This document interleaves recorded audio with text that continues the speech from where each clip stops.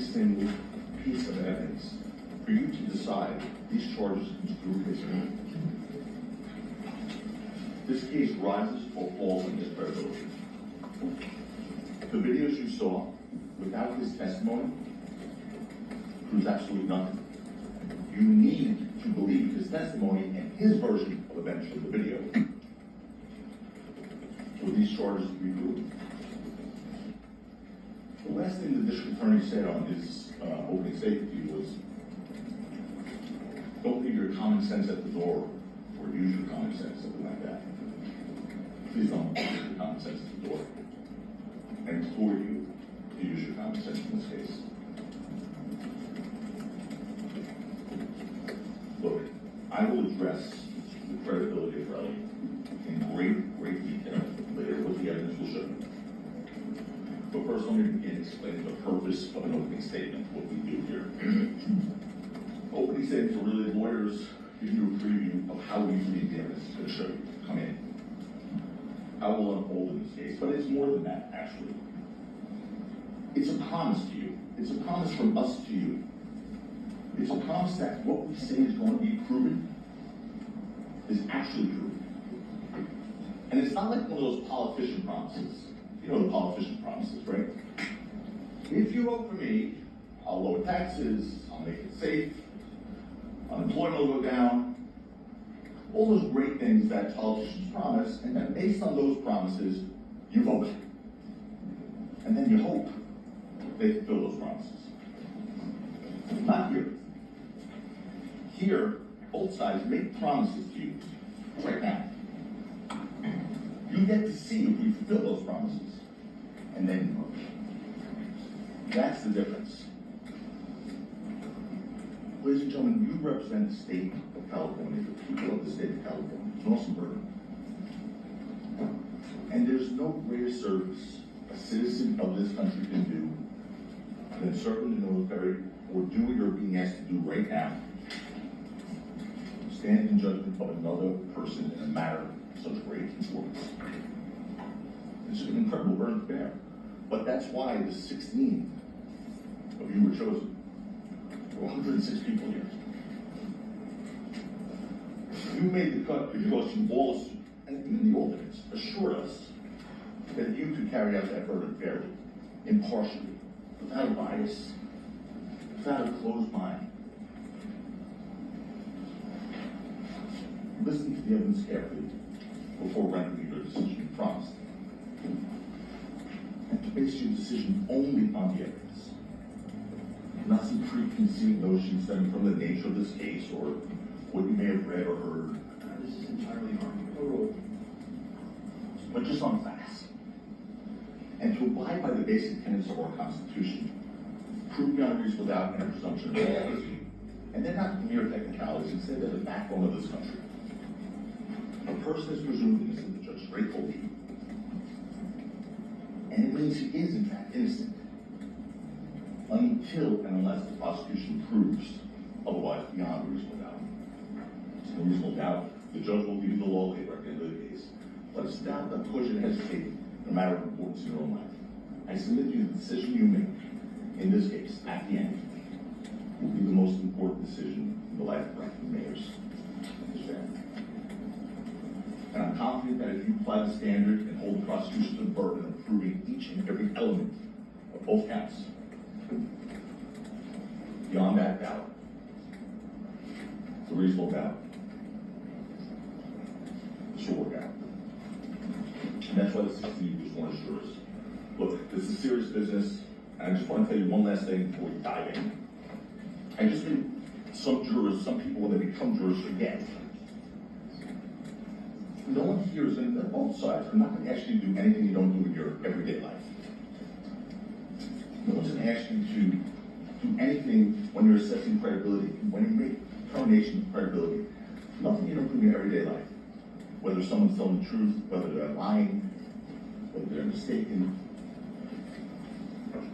Just from your everyday life experiences, you'll be the best juror as possible. There is no magic formula, there is no elixir. And as you now know, there is no jury school. Use your God-given common sense in looking at this evidence. I know that Ladies and gentlemen, the jury, my name is Joe Tacopina, along with Sarah Kaplan and Chad Siegel. I have the absolute honor and privilege to represent Rocky Mays, known globally as A$AP Rocky.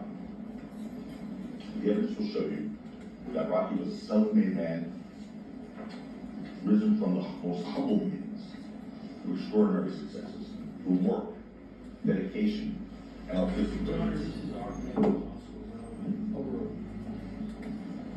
What is said in opening statement is not evidence. What is evidence is what can be proven. Sometimes things are said in opening statement that cannot be proven, and are not proven. And if they are, that's what this case will be about. Remember my promises, I'll remember theirs. When we talk about future, some closing statements.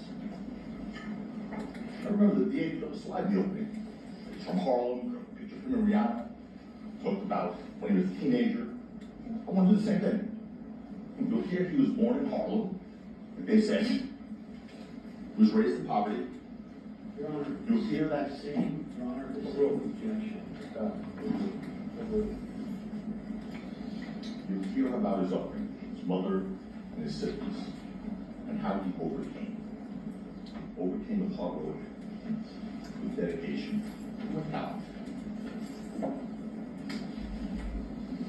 Rocky is not only a I do want you to stick to what the evidence will show. Oh, yes, sir. I do believe the evidence will show that, but I'm gonna get deeper into these facts. But what the evidence will also show is he's not only a celebrated artist and a fashion icon, he's a man who raised a beautiful family. That's turning put the picture of his significant other. Your Honor, You gotta get to the facts.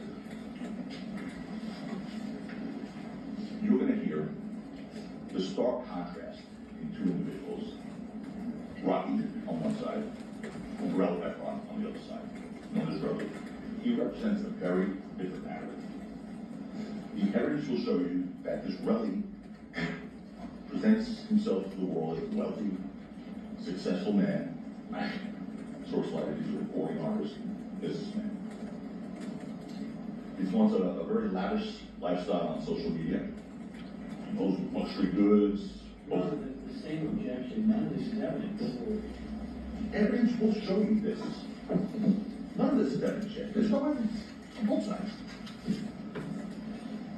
Posting pictures of himself with Why parts can't of he the say cash and whatnot. what he comes to It's say? fun.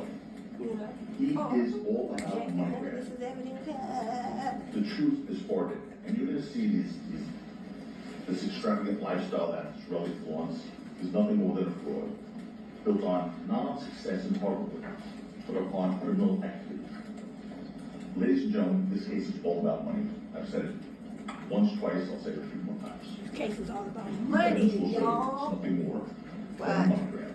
Nothing more. $30 million. A clear attempt at extortion Yeah. by Relly, so he can keep funding this extravagant lifestyle of his that he presents to the world.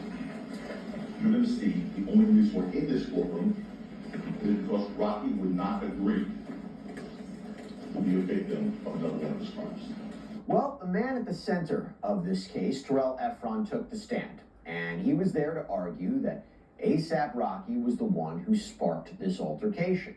And Efron began his testimony by explaining this growing tension in their friendship, saying that it became increasingly difficult to maintain a friendship, a relationship with Rocky once the rapper became famous. Efron described Rocky as fake, referred to him as a 6-month man because the rapper would often ignore his calls and texts, according to him. Were you also feeling tension in your relationship with him? I mean, it's kind of always been like that. So it's really hard to have a relationship with Rocky. Can you explain that? I mean, you want me to tell you my personal experience, or Yes. I feel like he's fake? How so? He lies a lot. Like, I don't see him, so it's like, how are we gonna have a relationship? You know what I mean? Is there anything specific that you can think of? Yeah, with like my companies or just anything, like overall. Like, you know what I mean? Like, I had this one joke I call him is the 6-month man, because I was seeing him every 6 months. You know what I mean? But then when he come around, it's like, it's fake. gotta realize that's a lady. You don't have to see him that often. Smoking mirrors. I have You friends, I actually don't see him voiced that your often. displeasure. Oh, yeah. How did you do that?